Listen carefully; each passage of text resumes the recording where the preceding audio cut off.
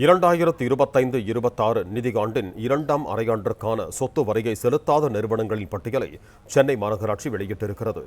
இது தொடர்பான கூடுதல் விவரங்களோடு இணைகிறார் எமது செய்தியாளர் ஜெபர்சன். வணக்கம் ஜெபர்சன், உங்களிடம் இருக்கும் தகவல்களை சொல்லுங்க.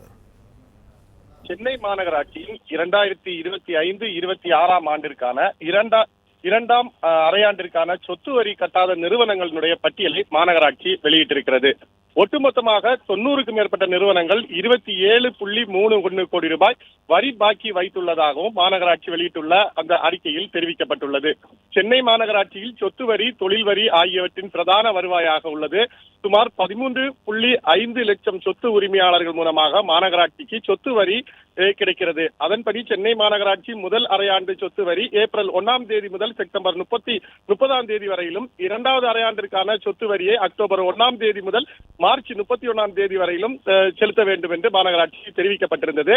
அதன் அடிப்படையில் 2025-26 ஆண்டிற்கான நிதியாண்டில் 90க்கும் மேற்பட்ட நிறுவனங்கள் 2.5 ஆண்டிற்கான சொத்து வரி பாக்கி வைத்துள்ளதாக அந்த மாநகராட்சி வெளியிட்டுள்ளக்கூடிய அறிக்கையில் தெரிவிக்கப்பட்டிருக்கிறது. அதன்படி CTS standard towers private limited நிறுவனம் 2.42 கோடி அளவிற்கான சொத்து வரியை பாக்கி வைத்திருப்பதாகவும், சரவணா ஸ்டோர் தங்க நகை மாளிகை நகைக்கடை 1.64 கோடி ரூபாய்க்கான சொத்து வரியை பாக்கி வைத்துள்ளதாகவும் தெரிவிக்கப்பட்டுள்ளது.